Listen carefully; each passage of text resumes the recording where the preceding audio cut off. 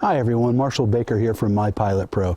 Today I'm going to show you how to easily and securely install the Bobcat Mini off-road mount onto your vehicle. In my case, I'll be installing it on this body panel bolt here on my Jeep. By the way, the method of attachment for the Bobcat Mini versus the Bobcat is identical in every way. The first thing we need to do is loosen and take out the body panel bolt. Once you have the body panel bolt out, the next step is to insert the body panel bolt through the hole in the Bobcat Mini. You then take the included neoprene washer and put it over the bolt on the back side of the mount. Then put the whole apparatus back and screw the body panel bolt back in.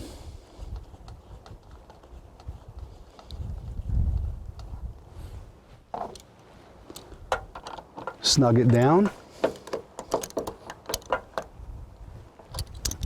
That mount is going nowhere. The next step is to take your GoPro camera and put it on the swivel ball adapter. Line up the holes. Take your thumb screw and put it through. Tighten it down.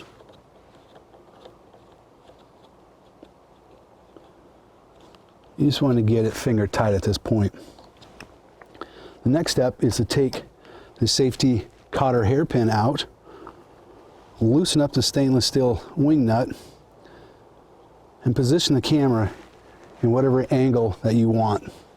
Once you have it where you want it, tighten down the wing nut, then take your safety cotter pin and put it back through the hole. Once that safety cotter pin is in there, there's absolutely no way that this camera is coming out. The last thing that I like to do is take the MyPilotPro GoPro wrench, which has been precisely milled to fit the thumb screw, and simply take it and give it about a half a turn down. Now it's in there nice and snug. Camera's going absolutely nowhere.